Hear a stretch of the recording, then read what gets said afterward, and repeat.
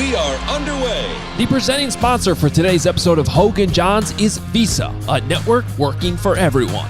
What's up? Welcome in 3 days in a row. Hoge Jahns, I guess, turning into a daily show this week. That's okay. That might be an idea. Maybe. Well, we love our listeners. They were demanding it this week. Of course, when the team, for the first time in the history, was it 102 years now, says, hey, we're actually going to buy land to build our own stadium. Yeah, it probably deserves an emergency podcast. Yeah, major news here in Chicago. Still is. People are still talking about it. They're going to be talking about it for the next few years. Everywhere I went yesterday, actually, I was just, playing soccer with my son in the front yard. Neighbor walks by. He's on the phone. He's not even talking to me. And I hear him talking about Arlington and the Bears. And then I go to soccer practice and, the coaches are asking me about Arlington. Everybody, that's what everyone wants to talk about. It's a huge story. It's a huge deal. And that's why, hopefully, if you missed it, go back. We had an emergency podcast yesterday to discuss that whole story because it is big. Today, we're going to dive into the game on Sunday because there are important issues to discuss and how the hell this Bears offense fixes itself on the fly. We got Matt Nagy's press conference. A lot of people are giving us credit for Matt Nagy moving his press conferences to Wednesday. The power of the podcast I've seen. I don't think it has to do with that, but I'll take it. Come on. No.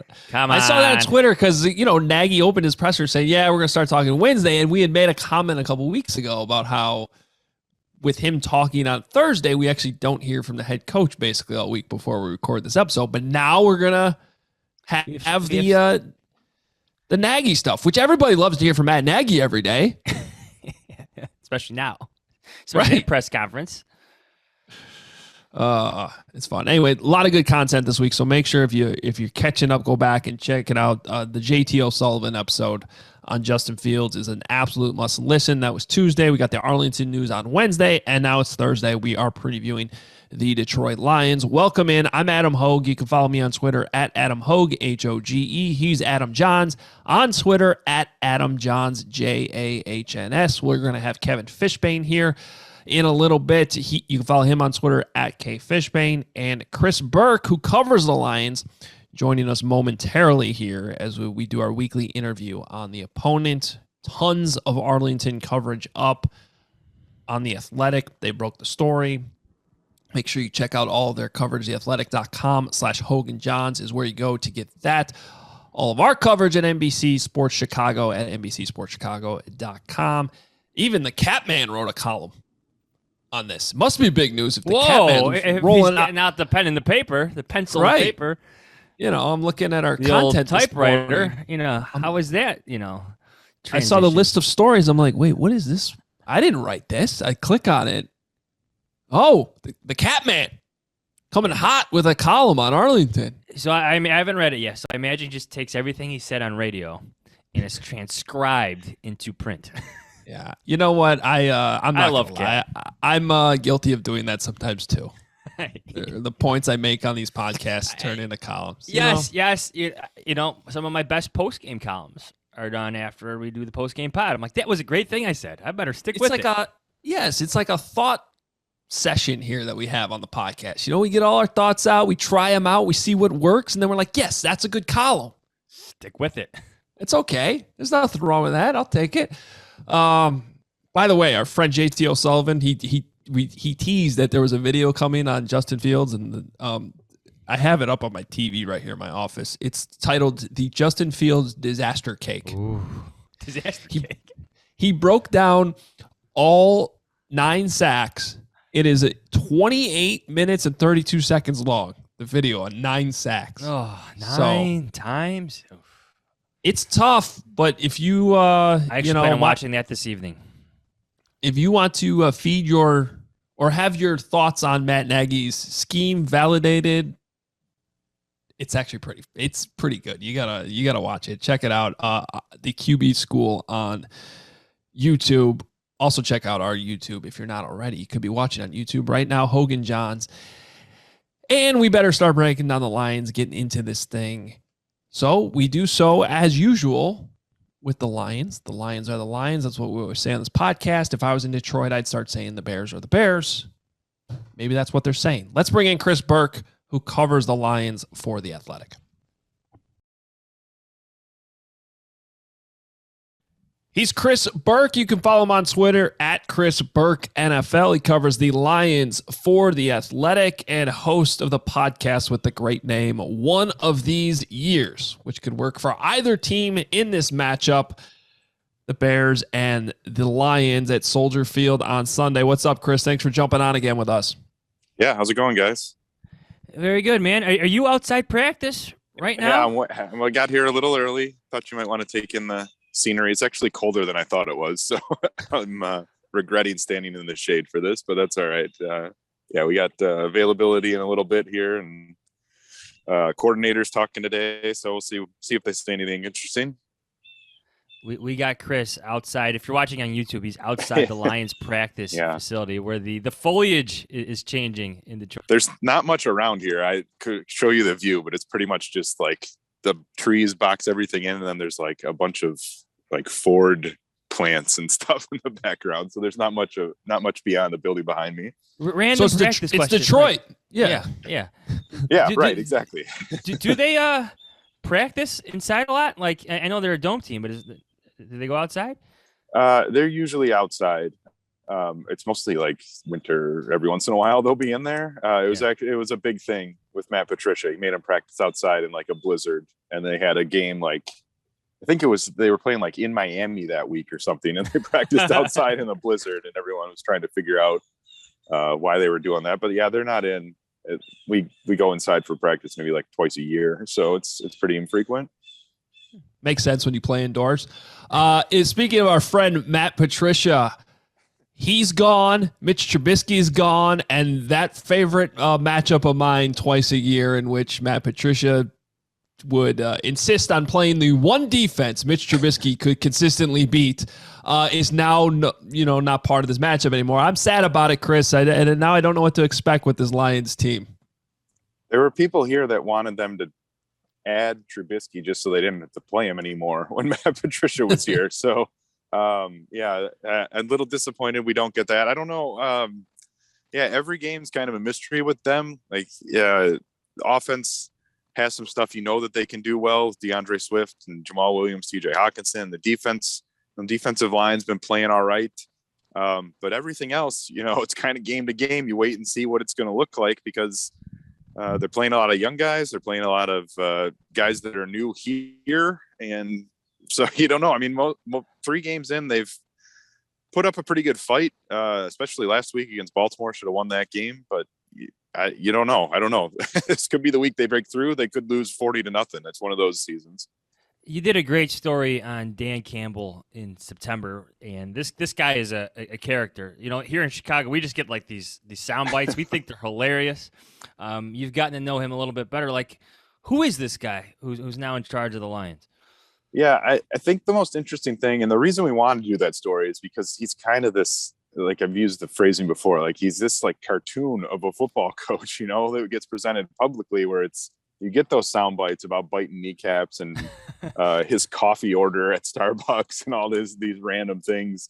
But I think the thing that we've heard from everyone we talked to for that story was just that, he is a smart football mind, but he's also one who's evolved. I mean, he came up as a tight end in the 90s in the Bill Parcells system. And so you sort of expect that to be everything he does. But I think he's picked up a lot from Sean Payton, from being a coach there for a while. And, some of the stuff they're doing now, I think with Anthony Lynn as the coordinator. And he was talking yesterday, Wednesday about, having a guy specifically to help him manage the clock at the end of games, like all these little things that are little nuances to his coaching style that I think the Lions really like and are hoping pay off more than just the, rah-rah locker room guys. So we'll see. People around here still love him. At this point, the players seem to be responding to him. So, we'll see if they're like 2-9, how it's going. But so far, it's been positive. Yeah, Chris, I wanted to ask you about that because you put that in a good way. Like he's a cartoon of a football coach, and I think that that's come off maybe nationally outside of Detroit as sort of a joke. Like how serious should we take this whole thing? But I did take note that when he got hired, I mean, he really surrounded himself with a pretty good coaching staff. I mean, that stood out right away. So, what is the you said he's well liked there now? Probably still in the honeymoon phase, like most coaches are when they come into a new place. But I guess what's the level of optimism in the whole operation and what the turnover was, including the general manager as well? Yeah, I mean, obviously that's a big piece. Bob Quinn. Even this week, Jamie Collins got cut. They had to eat $6 million this year and $6 million next year. So you're still seeing a lot of his mistakes. I mean, the Matthew Stafford trade is a big chunk of it, but they're carrying like $55 million in dead cap money right now. They're over at GM and in the front office. The changes they made there obviously are a big part. But you're right. I think that was one of the most exciting things for this organization. The Matt Patricia coaching search, there wasn't much of one. Bob Quinn was the GM already. He said, I want Patricia. And that was pretty much the end of it. They went through the steps that you have to go through.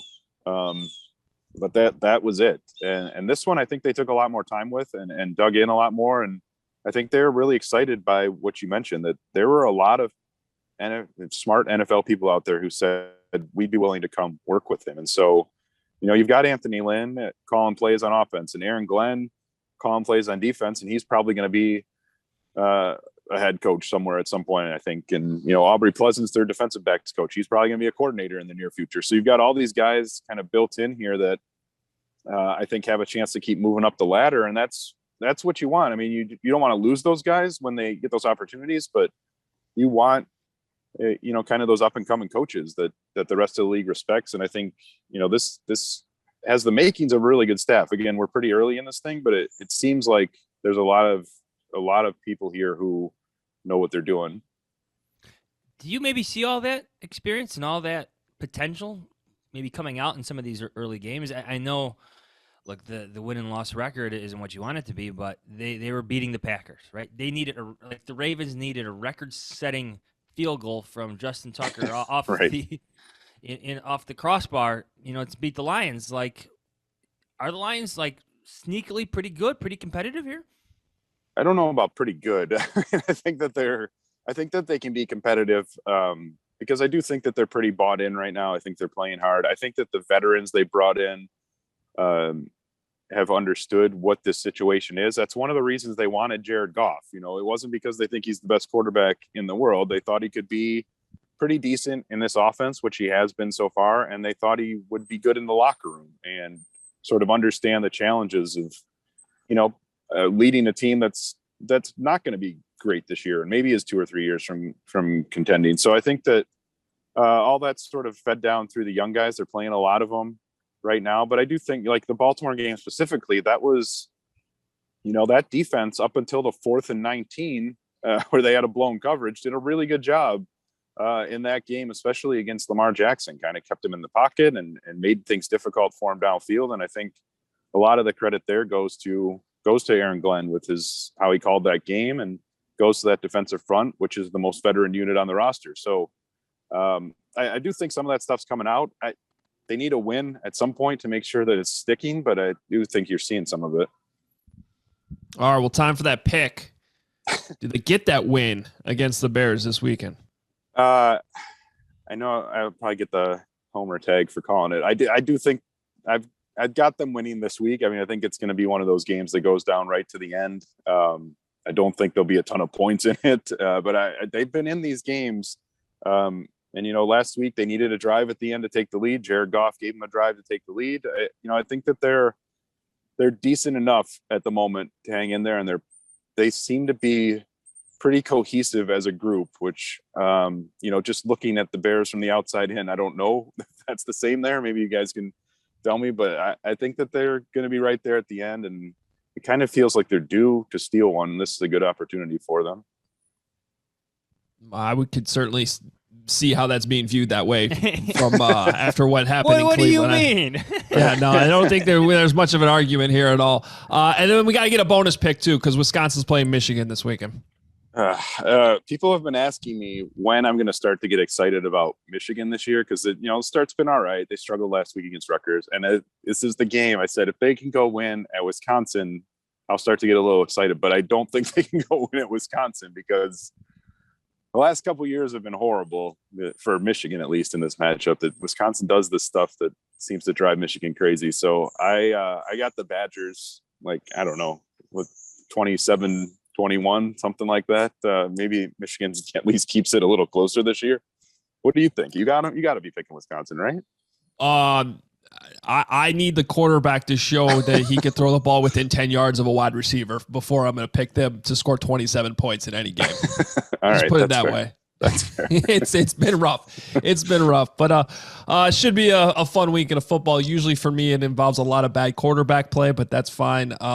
We'll see how it goes this weekend. Chris Burke, thanks so much. We appreciate your insight on the Lions always. Yeah, thanks, guys. Thanks, Chris. Always appreciate Chris Burke. You could hear the vultures in the background, Adam, swarming. The question is, were they preying on a bear or a lion? Which one was dead? Are you sure those shrieks were actually vultures? Are you sure it wasn't Dan Campbell? It could have been Dan Campbell. More than likely a crow. But, it's more fun if you think about the vultures circling over a dead lion or bear. Okay. Or maybe both. For all we know. Maybe it'll be a tie on Sunday. Could you imagine if we covered Dan Campbell? That soundboard of yours would be, you would need two.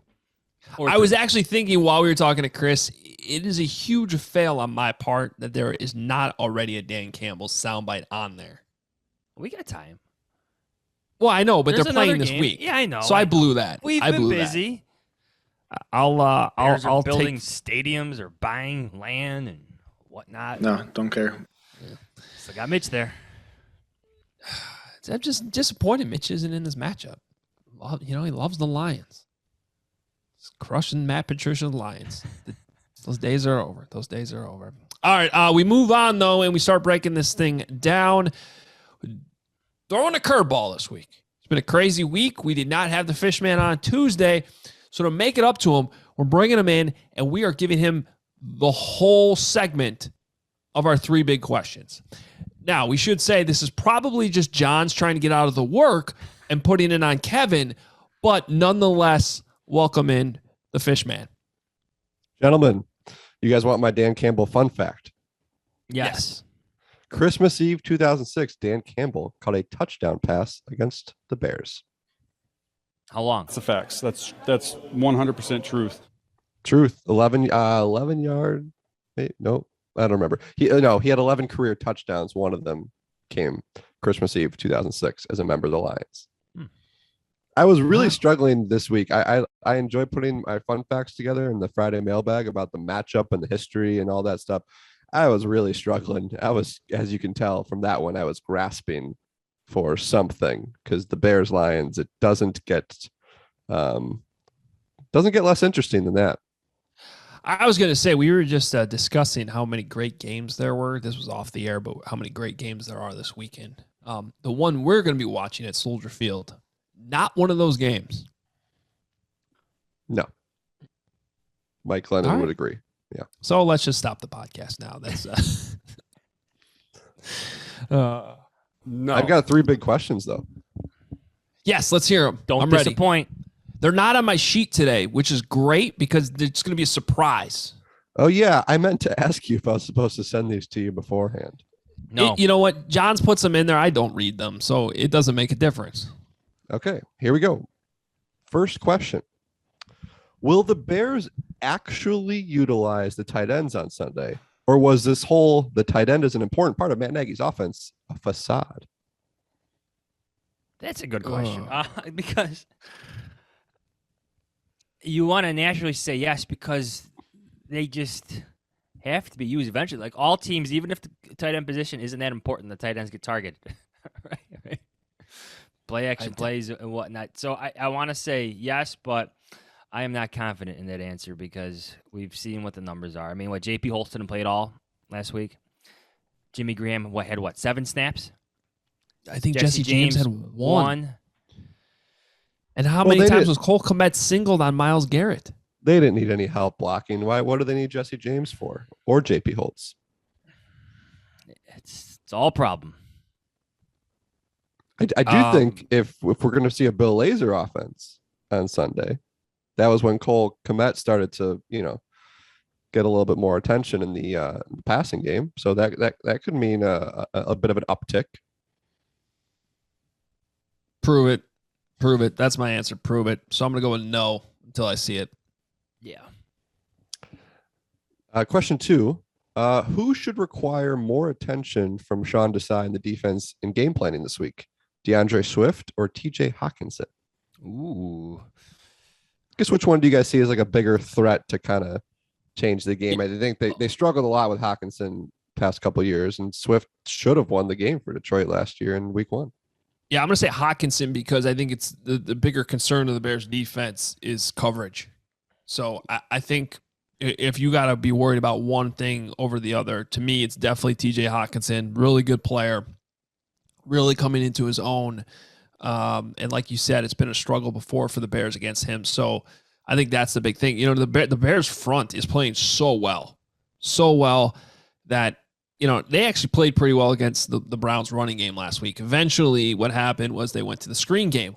Whoa, what an idea. What a concept. And then they couldn't get off the field. The offense couldn't stay on the field. And if you really watch that fourth quarter, when the Browns, guys were tired. You could see it on film. Like you see like Roquan Smith making a bad angle. Like that's him being tired.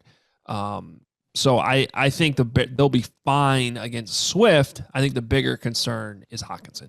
Well, I guess another way to phrase this is how long will they be good against Swift? Because if they're on the field for nearly 80 plays again, then they should be able to, even the Lions should be able to impose their will on some downs, on some snaps against the Bears defense, as good as they may play earlier in the game, because like you said, they wear down. So I want to see what the Bears offense does to complement that defense. But I think in general, Hawkinson and Swift are tough matchup problems in pass coverage for the linebackers or the safeties. Question 3. So I was expecting some Do that again. Question 3. Is this a top 5 most important regular season game in Matt Nagy's coaching career? I was thinking about, I think you can look back at hindsight at games that ended up being kind of milestone type games. You go back to 2018 against the Rams. You could even say the opener against the Packers the next year, just all the hoopla. But then you can look at, last year, the times that we thought things were, that his job was in jeopardy and things like that. I'm just wondering, where does this rank in terms of pressure for him? Or are we so far past this that it's just another game? It's not going to make that big of a difference. Question are you asking me? Things. Is this a top 5 most important regular season game in Matt Nagy's coaching career? Yes, because it could be really, really bad if you lose. What's funny is right now I look at that Lions game last year as the bad one that still stands out, but he managed to survive that. But if you do it again this year against the Lions, a team that hasn't won a game, that's clearly rebuilding, you're at home again, you have Justin Fields as your quarterback now. Yes, I think it really is, because it's not just the wins and winning or losing. You have to show what you're doing after what happened in Cleveland. That's a way to put it right there. My 5 takeaways column earlier this week, I described this more of a bounce back game for Matt Nagy than Justin Fields. Justin Fields is going to have plenty of opportunities with Matt Nagy or not. Matt Nagy's time here feels limited, does it not? He's got to prove himself all over again. That point you just hit on, Adam. This, he's got to show some acumen here. They got to adjust. I personally, I think it's gonna be Bill Lazor who's calling the plays. Maybe that's a step in the right direction, but you can't look as horrendous as you did against the Browns. Matt Nagy has to start changing the narrative that's around him, because it is intense. Not just Chicago, but nationally. Those questions are swirling. I mean, he's getting ripped from here to Los Angeles. I mean, it's never ending. He needs to start changing this narrative because I don't think the Bears as a franchise, that front office, can ignore that narrative when it comes to their long-term decision making. Where do you put it, Kevin? I think, yeah, I want to put it up there as like could be a huge, as you guys say, kind of a litmus test. But then there's two things I'm thinking, like, one, if he's not calling the plays, like how important is it going to be of a reflection of him? Because if Lazer's calling the plays and the offense doesn't look good, now you just say, well, Bill called the plays. And then like I just feel like we've gone through this before since 2019. We've had these conversations. So like, what makes this one? I mean, it's just at this point, what makes it different? Number one, Justin Fields. Yeah. I think about the 2019 Chargers game more than probably any person should think about the 2019 Chargers game, because to bring it back, they had that bad loss in London. Then the Saints game after the bye was horrible.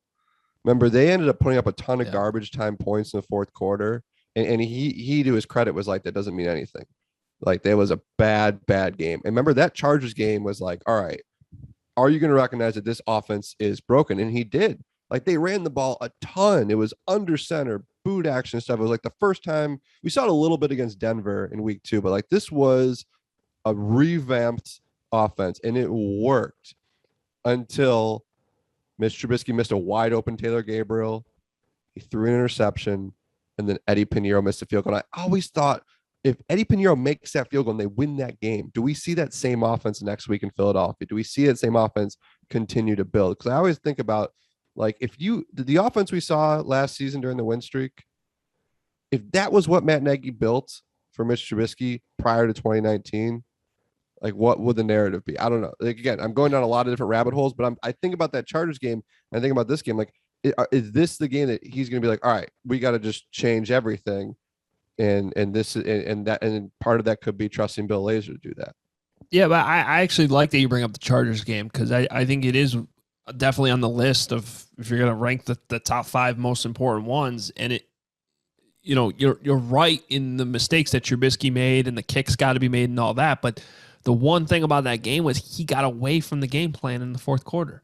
He had Mitch Trubisky dropping back and throwing the ball when they had a comfortable lead. They had a 2-score lead. So they got away from what was working even within that game. And so even in that instance, you have the example of Nagy struggling to commit to what seemed to fit his players better than what he was trying to run with his offense. And that, to me, that was like really the first time that was really obvious. And now here we are 2 seasons later, and like, that's still the story. Similar conversation. And interesting. I was just saying, interestingly about that game, I could argue that decision he made at the end, the Mark Trestman kick on second down. Oh yeah. Like that, think about everything that like has gone wrong for this coaching staff over the years. That might still be the single biggest mistake he's ever made in game. And again, of course, if Pinheiro does his job, makes the kick, we're not talking about that as a huge mistake.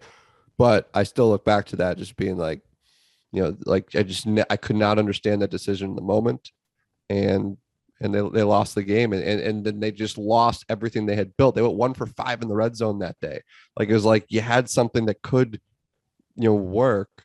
And yeah, so like, I just wonder, but again, the problem with that comparison is, if Bill Lazor's calling plays, like, how much does what is the Matt Nagy effect on this offense that we're going to see? Like, what is, like, we might not truly know what that is. Well, Bill Lazor wasn't there. Yeah. Maybe it doesn't matter. Maybe, Matt Nagy's a head coach. Everything goes back to him. So maybe it doesn't matter. If the offense looks good, it could be a reflection of him doing a good job delegating. If it looks bad, well, it's his team. Well, I think that's where you also saw him. The 2019 season, you still had Mark Helfrich. You still had Harry Heastan. You still had Kevin Gilbride coaching tight ends. And you mean the 3 guys whose fault it was that they weren't good in 2019? Those guys are booted right after that season. You got Bill Lazor here. You got John DeFoe. It's just, it's different now. You know, it's just similar conversations, but at the same time, a little bit different. And yeah, we'll see. I'm glad Adam used the word plural, or used the plural version of players, because I do think what they did offensively at that point worked better for not just Trubisky, but their offensive line, their receivers. It's the same conversation now. Like, play action can help your receivers get separation too. You know, play action helps your tight ends. All this stuff. We'll see what happens against Detroit, guys. Bonus question that I'm throwing in there. Who's calling the plays? Bill Lazor. Kevin? Could be you, Hogue. I mean, I was going to say, I'm available. Our colleague Shannon Ryan tweeted a picture this week of her son's like drawn out plays for his flag football team. They look pretty good. Get him in there. Jahns does that during the press conferences. I do draw flag football plays during the press conference. I've got stacks of index cards from when I was in junior high. I like finished standardized testing very quickly. A little humble brag right there. I don't know if I did well in the testing. I just finished it very quickly. Wait, did you go to Northwestern? I did, actually. There's a little banner right behind me. And so I would take out a stack of index cards and I would just draw. I labeled them. I had like I formation back when I formation was a thing in the late 90s. You know, pro set. Remember that was like a thing in the late 90s. And Nagy did not come to Chicago to run the I formation. No. But I think that it will. I think it's Bill Lazor. If it wasn't Bill Lazor, Matt Nagy would have said, "I'm calling the plays." Yes. So first of all, I can't call plays. No, not with that attitude. No, that would be a disaster. So I don't want to come off like I'm trying to claim I could do any better. I certainly would do a lot worse. I'm confused though. Like I saw Olin's tweet. Olin Cruz tweeted. I don't have it in front of me, but basically, like Nagy would have said if he's calling the play. So this is Bill Lazor. You're up. Right. I agree with that assessment because Matt. Okay, Nagy but what about maybe this is conspiracy theoryist? He knows how pissed everyone is at him. What if he doesn't want to say he's keeping the plays? I know. Like, isn't that a legitimate point? Like at this point in this, now, are we getting into this gamemanship thing? Like last week? No, I'm not getting into gamemanship. I'm saying after all these amazing conversations they had, he came out of it and said, "I'm still calling the plays." I don't want to tell anybody that though because it's been such a disaster. So we're going to keep it vague. I think that's a scenario that should be on the table. Yeah, well, like last week he comes out and he's forthright and he's just like, we're Justin Fields is starting. He's the quarterback. Like he tried to remove all distractions for his quarterback and his offense. Now this week, do you think he regrets doing that? I don't know. So now, like in a couple hours, we're gonna hear from Bill Lazor. Bill, are you calling plays? And we're gonna have some long-winded answer that says no, maybe, so, maybe, yeah. Like it's not gonna be a good answer. That's my prediction. You know how it's gonna go. Speaking of top fives, this is going to be a top 5 most awkward press conference we've got coming with Bill Lazor this afternoon. And that's partly the head coach's fault. There we go. Totally the head coach's fault. Yeah, I mean, this will be one of the few times though where Lazor actually gives a very short answer, and it's going to be, I think the head coach addressed that, and I'll leave it to him, and that's all he's going to say. Yeah, and I would hope so. It's a tough spot for Bill Lazor. If the Bears had any wherewithal about anything, they would find a way to make it an easier situation for their offensive coordinator, but especially if he's calling the plays this weekend. Doesn't it feel like this whole thing about how the head coach is talking one less day, which I'm sure with everything going on, they're enjoying that part of it, but it also is kind of backfiring, isn't it? Because it seems like every day that Matt's not talking, there's something that should be addressed. Or something that lingers. Whether it's something that's lingering, an injury situation, or now this play calling conundrum. Again, now we'll be throwing to Bill Lazor. Wherewithal. If the Bears didn't want there to be a lot of confusion out there, they don't have to have Matt Nagy talk. They can just put out a tweet. They could have Larry Mayer write an article about it. They could, put out a statement. They can come tell us. They could have Matt Nagy come in for 30 seconds, say, "Hey guys, just so you know, Bill's calling plays today. I'm heading out to practice. I'll see you tomorrow." Yeah. Well,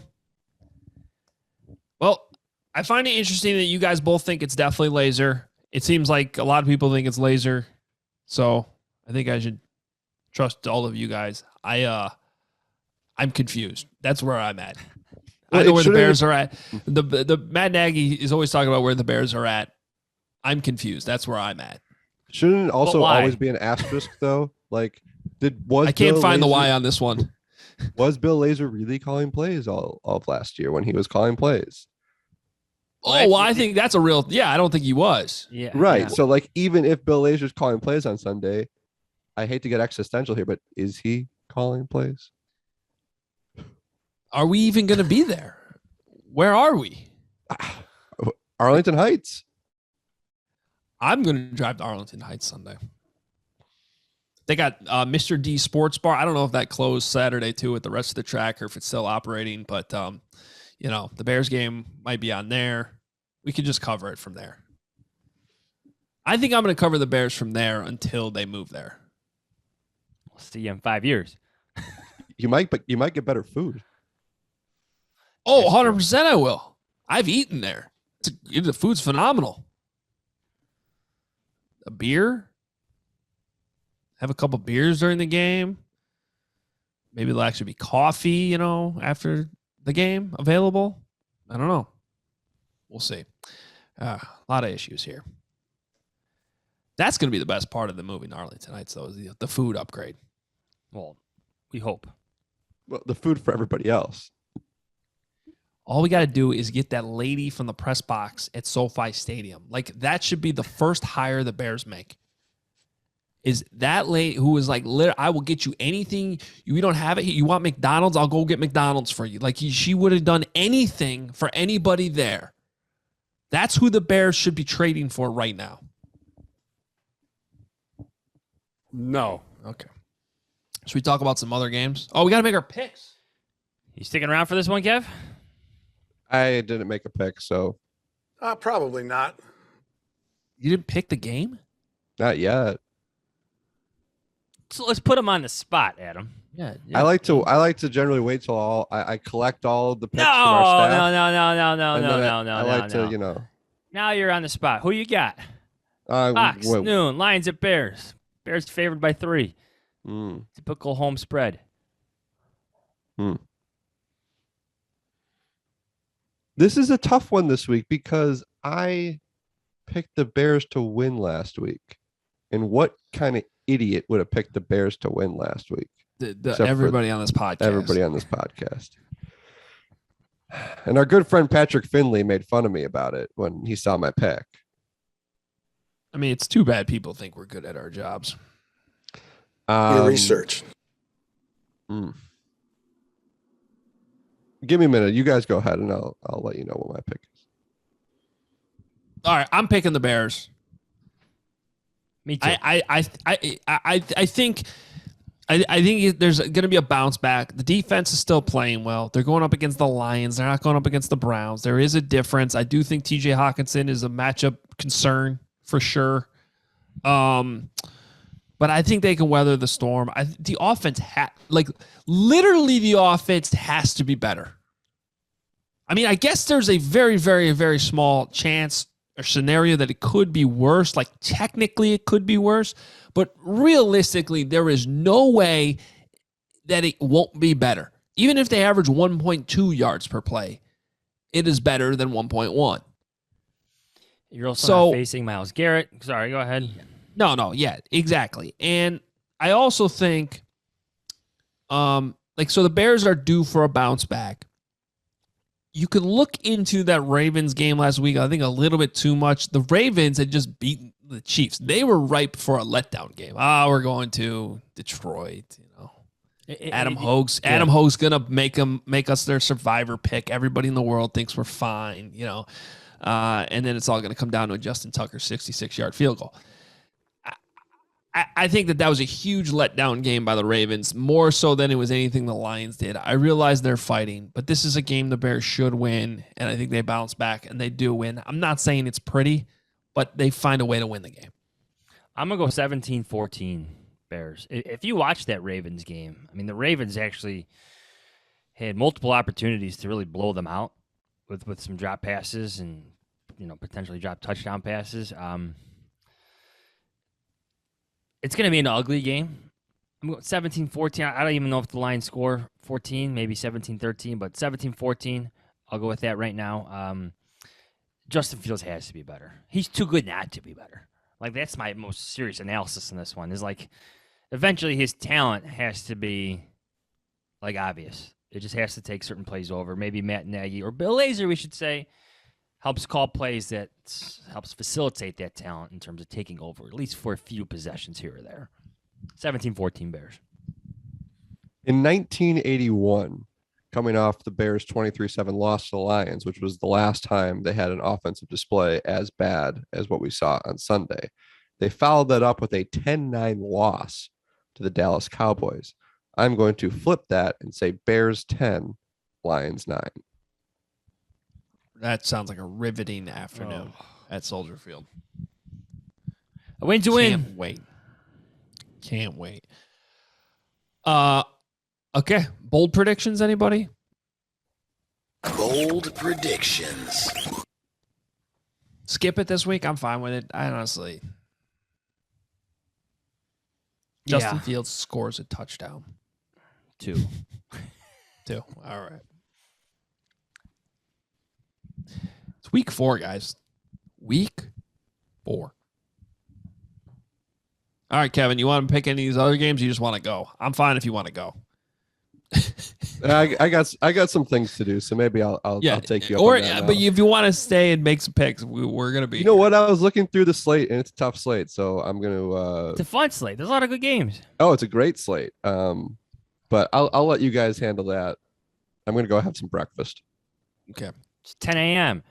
I know. I had a busy morning. I talked to a Bears legend this morning for a story coming out later this fall. Stay tuned. Ooh, I know who it is. How's everyone doing? This is Nick Foles. Just entered the meeting.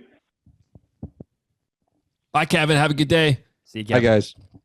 All right, we do have a good slate of games, and my advice to everybody listening is to do the opposite of what I say, because I think my record, I don't know what it is on the podcast. The Pick'em League I'm in, though, I'm 4-11, I think, in 3 weeks.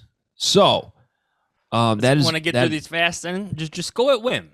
That's what I would say. Yeah, I mean, again, not a math major on this podcast, but I know that's not good. As a math major, I wasn't actually, but we start noon. Fox, Panthers at Cowboys.